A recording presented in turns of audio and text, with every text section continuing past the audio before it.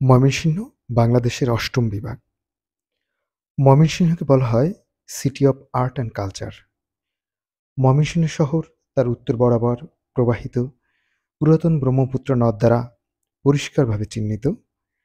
ব্রহ্মপুত্র নদ এই বিভাগের প্রধানতম নদী, যা ১৮৯৭ সালের ভূমিকম্পের প্রভাবে নদের তলদেশ উত্থিত হয়ে এখন মৃতপ্রায়।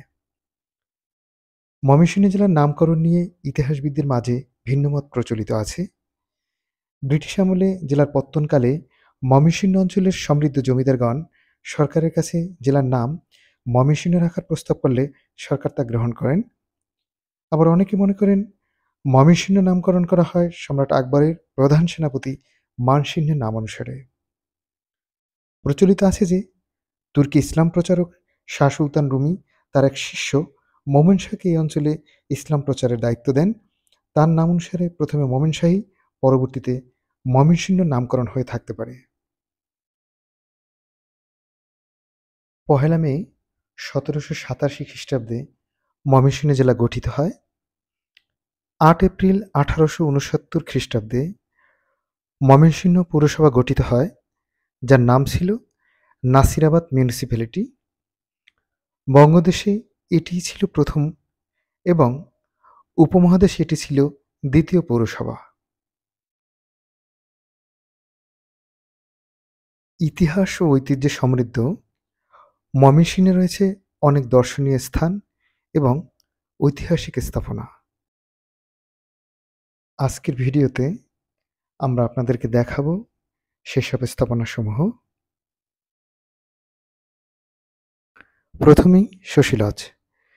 নিঃসন্তান জমিদার সূর্যকান্তের দত্তক পুত্র শশীকান্ত আচার্য চৌধুরীর নামে এই ভবনের নাম রাখা হয়েছে শশী লজ। বিখ্যাত এই ভবনটি ১৮৯৭ সালের ১২ই জুন গ্রেট ইন্ডিয়ান ভূমিকম্পে বিধ্বস্ত হলে অত্যন্ত ব্যথিত হন সূর্যকান্ত আচার্য চৌধুরী। ১৯০৫ সালে একই স্থানে নতুনভাবে শশী লজ নির্মাণ করেন তিনি। ১৯১১ সালে শশী লজের সৌন্দর্য বর্ধনে তিনি সম্পন্ন করেন আরও কিছু সংস্কার কাজ। নবীন জমিদারের প্রাণান্ত প্রয়াসে শশী লজ হয়ে ওঠে অনিন্দ্য সুন্দর অপরূপ। পুরো বাড়িটি ৯ একর জমির উপর প্রতিষ্ঠিত। শশী লজের মূল ফটকে রয়েছে ১৬টি গম্বুজ। ভেতরে প্রায় প্রতিটি ঘরে রয়েছে ছাদ থেকে ঝুলন্ত প্রায় একই রকম দেখতে বেশ কয়েকটি ঝাড়বাতি। সাধারণ বাসভবন ছাড়াও বাড়িটিতে আছে নাচঘর, স্নানঘর। স্নানঘরে রয়েছে একটি সুড়ঙ্গ। ধারণা করা হয় এই সুড়ঙ্গ পথে মুক্তাগাছে যাওয়ার ব্যবস্থা ছিল। মূল ভবনের পেছনভাগে রয়েছে আরও একটি স্নানঘর। পেছনের স্নানঘরটি দোতলা। পুকুরটির ঘাট মার্বেল পাথরে বাঁধানো।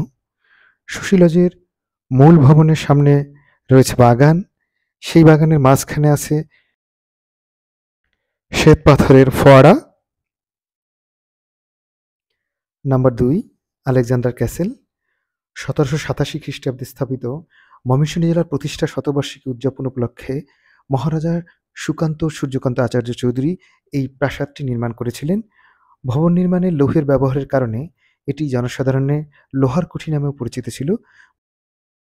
এই ভবনটিতে আতিথ্য গ্রহণ করেছিলেন বিশ্বকবি রবীন্দ্রনাথ ঠাকুর, লর্ড কার্জন, নেতাজি সুভাষচন্দ্র বসু, মহাত্মা গান্ধী, চিত্তরঞ্জন দাস এবং মৌলভী ওয়াজেদ আলী খান পন্নীর মতো বিখ্যাত ব্যক্তিবর্গ।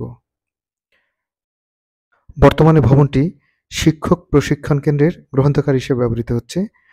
নাম্বার ৩, শতবর্ষী তেঁতুল গাছ। আলেকজান্ডার ক্যাসেলের পাশেই প্রায় ২০০ বছরের পুরাতন একটি তেঁতুল গাছ রয়েছে। এই গাছটির নিচে বসে রবীন্দ্রনাথ অনেক কবিতা লিখেছিলেন। নাম্বার ৪, ব্রহ্মপুত্র ঘাট। ব্রহ্মপুত্র নদের তীরে বেশ কয়েকটি ঘাট রয়েছে, তবে ময়মনসিংহ শহরের শিল্পাচার্য জয়নুল পার্কের কাছে যে ঘাটটি রয়েছে তা বেশ মনোরম ও দৃষ্টিনন্দন। শিল্পাচার্য জয়নুল পার্ক হচ্ছে সার্কিট হাউস মাঠ ও সার্কিট হাউস সংলগ্ন নির্মিত একটি উদ্যানের নাম। এর পাশ দিয়ে বয়ে গেছে ব্রহ্মপুত্র নদ। জয়নুল উদ্যানের দৃষ্টিনন্দন ফোয়ারা, দোলনা, ট্রেন, ম্যাজিক নৌকা, মিনি চিড়িয়াখানা, বৈশাখী মঞ্চ, ঘোড়ার গাড়ি, চরকি, জেলা প্রশাসকের বাড়ি এবং বেশ কিছু খাবারের দোকান রয়েছে।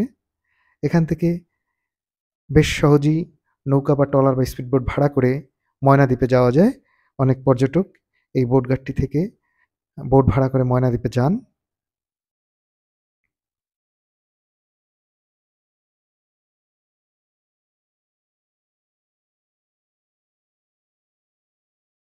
নাম্বার 6, শিল্পাচার্য জয়নুল সংগ্রহশালা। ময়মনসিংহ জেলা শহরের সাহেব কোয়ার্টার এলাকার ও ব্রহ্মপুত্র নদীর তীরে তার কালজয়ী চিত্রকর্ম ও ব্যবহার্য নানা রকম জিনিস নিয়ে শিল্পাচার্য জয়নুল আবদিন সংগ্রহশালা গড়ে তোলা হয়েছে। 1975 সালের 15ই এপ্রিল শিল্পাচার্য জয়নুল আবদিন জেলা প্রশাসনের সহায়তায় নিজের 70টি চিত্রকর্ম নিয়ে তৎকালীন উপরাষ্ট্রপতি সৈয়দ নজরুল ইসলামের মাধ্যমে এই সংগ্রহশালাটি উদ্বোধন করেন। নাম্বার 7, সার্কিট হাউস ভবন ও তৎসংলগ্ন মাঠ। ঐতিহাসিক ময়মনসিংহ সার্কিট হাউস ময়দান রাজনীতির ইতিহাসে যেমন তেমনি ক্রীড়া সংস্কৃতির জন্য ইতিহাসোপম একটি জায়গা। চারিদিকে সবুজ শ্যামলিমায় ঘেরা এই ল্যান্ডস্কেপ, যেখানে দাঁড়ালে চোখে পড়বে অপরূপ এক ক্রীড়াপল্লী। নাম্বার 8, ময়মনসিংহ জাদুঘর। জমিদার মদন মিয়ার বাড়িতে অবস্থিত। এখানে ময়মনসিংহ জেলার স্থানীয় স্থাপত্য, মূর্তি, লঘু জিনিসপত্র, হস্তশিল্প, শিলালিপি ও অনেক পুরাতন জিনিসপত্র রয়েছে। নাম্বার 9, বাংলাদেশ কৃষি বিশ্ববিদ্যালয়। ময়মনসিংহ জেলা শহর থেকে মাত্র 4 কিলোমিটার দূরে পুরাতন ব্রহ্মপুত্র নদীর পাড়ে প্রায় 1200 একর জায়গা নিয়ে বাংলাদেশ কৃষি বিশ্ববিদ্যালয় প্রতিষ্ঠা করা হয়েছে। 1961 সালে কার্যক্রম শুরু হওয়া বাংলাদেশ কৃষি বিশ্ববিদ্যালয়ে রয়েছে প্রশাসনিক ভবন, কেন্দ্রীয় গ্রন্থাগার, বিভিন্ন অনুষদীয় ভবন, ছাত্র শিক্ষক কেন্দ্র, মিলনায়তন, botanical garden, horticulture field, stadium, gymnasium, GTI ভবন, স্বাস্থ্যকেন্দ্র, 13টি আবাসিক হল এবং ওয়াজেদ মিয়া ডরমিটরি।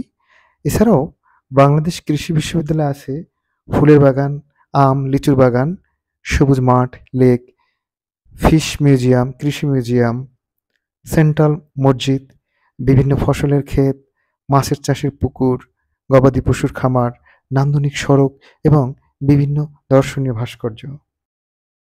ময়নাদ্বীপ 10 নম্বরে রয়েছে। বাংলাদেশ কৃষি বিশ্ববিদ্যালয় থেকে কাছেই ব্রহ্মপুত্র নদের অববাহিকায় ময়নাদ্বীপের অবস্থান। প্রায় নির্জন এই দ্বীপটি 2-1 জনে না যেয়ে 5-6 জনের একটি দল হিসেবে ভ্রমণ করা যেতে পারে। 11 নম্বরে রয়েছে মুক্তাগাছা জমিদার বাড়ি। মুক্তাগাছা জমিদার বাড়ি ময়মনসিংহ জেলার মুক্তাগাছার উপজেলার একটি ঐতিহ্যবাহী প্রাচীন স্থাপনা। ময়মনসিংহ শহর থেকে 17 কিলোমিটার দূরে মুক্তাগাছা রাজবাড়ির অবস্থান। তৎকালীন মুক্তাগাছার জমিদার ব্রিটিশের কাছ থেকে প্রথমে রাজা ও পরবর্তীতে মহারাজা উপাধি পেয়েছিলেন, তাই জমিদারের এই বাসভবনকে মুক্তাগাছা রাজবাড়ি বলা হয়। মুক্তাগাছা জমিদার বাড়ির প্রবেশমুখে রয়েছে বিশালাকার সিংহ দরজা। রাজবাড়ির ভেতরে রয়েছে জমিদারদের মায়ের ঘর, সিন্দুকের ঘর এবং অন্যান্য ভবন। এই রাজবাড়িতে প্রায় 10,000 বইয়ের একটি দুর্লভ লাইব্রেরি ছিল। বর্তমানের কিছু অংশ মুক্তাগাছা বাংলা একাডেমিতে সংরক্ষিত আছে। প্রায় 100 একর জায়গার উপর নির্মিত মুক্তাগাছা রাজবাড়িটি প্রাচীন স্থাপত্যশৈলীর অনন্য নিদর্শনের সাক্ষী হয়ে রয়েছে। বর্তমানে রাজবাড়িটি বাংলাদেশের প্রত্নতত্ত্ব অধিদপ্তরের তত্ত্বাবধানে রয়েছে। মুক্তাগাছা জমিদারির মোট অংশ 16টি। 16 জন জমিদার এখানে শাসন করতেন। জমিদার আচার্য চৌধুরীর বংশ মুক্তাগাছা শহরের গোড়াপত্তন করেন, এখানে বসতি স্থাপন করেন। আচার্য চৌধুরীর বংশের প্রথম পুরুষ শ্রীকৃষ্ণ আচার্য চৌধুরী ছিলেন বগুড়ার বাসিন্দা। তিনি মুর্শিদাবাদের দরবারের রাজস্ব বিভাগে কর্মরত ছিলেন। তিনি ছিলেন নবাব আলীবর্দী খানের খুবই আস্থাভাজন। নবাবের দরবারে কর্মরত অবস্থায় 1132 বঙ্গাব্দে তিনি সেই সময়ের আলাপসিং পরগনার বন্দোবস্ত নিয়েছিলেন। বর্তমান মুক্তাগাছা শহরসহ মুক্তাগাছা উপজেলার বেশিরভাগ অঞ্চল ছিল আলাপসিং পরগনার অন্তর্গত। পরবর্তীতে পট পরিবর্তনের পরে জমিদাররা ইংরেজদের কাছ থেকে এই জমিদারির বন্দোবস্ত নিয়েছিলেন।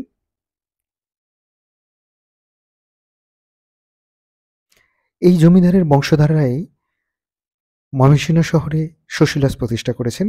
ধারণা করা হচ্ছে মুক্তাগাছা জমিদার বাড়ি এবং শশী-লজের মাঝখানে একটি সুড়ঙ্গ ছিল। 12 নম্বরে রয়েছে কবি নজরুল স্মৃতিকেন্দ্র। ময়মনসিংহের ত্রিশালে রয়েছে কবি কাজী নজরুল স্মৃতিকেন্দ্র এবং জাদুঘর। এটি ত্রিশালের বৈলর ইউনিয়নের কাজীর শিমলা গ্রামে দারোগাবাড়িতে, অন্যটি অবস্থান ত্রিশালের নামাপাড়ার বিচুতিয়া ব্যাপারী বাড়িতে। বিচুতিয়ার ব্যাপারী বাড়িতে কবি জায়গির থাকতেন। এখান থেকেই কবি দরিরামপুর হাই স্কুলের ৭ম শ্রেণীতে ভর্তি হন এবং প্রথম স্থান অধিকার করেন। কবি যে ঘরটিতে থাকতেন সেই কুঁড়েঘরটি আজ আর নেই। পরবর্তীতে সংস্কৃতি মন্ত্রণালয়ের পৃষ্ঠপোষকতায় সেই স্থানটিতে কবির স্মৃতিকে ধরে রাখার জন্য একটি ঘর নির্মাণ করা হয়। এছাড়া এখানে কবির স্মৃতিকে ধরে রাখার জন্য একটি জাদুঘর, লাইব্রেরি এবং অডিটোরিয়াম নির্মাণ করা হয়েছে। জাদুঘরের কবির স্বহস্তে লিখিত বেশ কিছু দুর্লভ পাণ্ডুলিপি এবং কবির কর্মময় জীবনের বেশ কিছু দুর্লভ আলোকচিত্র সংরক্ষিত রয়েছে। এই স্থানটি শুধু নজরুল গবেষকদের নয়, সাধারণ মানুষের জন্য একটি আকর্ষণীয় স্থানে পরিণত হয়েছে। প্রতিদিন বিপুল সংখ্যক দর্শনার্থী এখানে আগমন করেন এবং তারা স্বচক্ষে নজরুল স্মৃতি জাদুঘরটি ঘুরে দেখেন।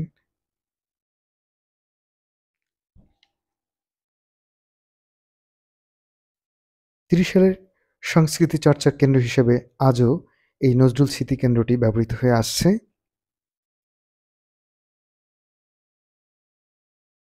১৩ নম্বরে রয়েছে ত্রিশাল নজরুল একাডেমি বা সাবেক দরিরামপুর হাই স্কুল, বাংলাদেশের ঐতিহ্যবাহী একটি শিক্ষা প্রতিষ্ঠান। বিদ্যালয়টি ময়মনসিংহ জেলার ত্রিশাল উপজেলার প্রাণকেন্দ্রে ১৯১৩ সালের দরিরামপুর হাই স্কুল নামে প্রতিষ্ঠিত হয়। বাংলাদেশের জাতীয় কবি কাজী নজরুল ইসলাম এই বিদ্যালয়ে একজন প্রাক্তন শিক্ষার্থী। কবির নামই ১৯৬৪ সালে বিদ্যালয়ের নাম পরিবর্তন করে নজরুল একাডেমি করা হয়েছিল, যা ২০১৮ সালে সরকারিকরণ করা হলে বর্তমান নাম ধারণ করে।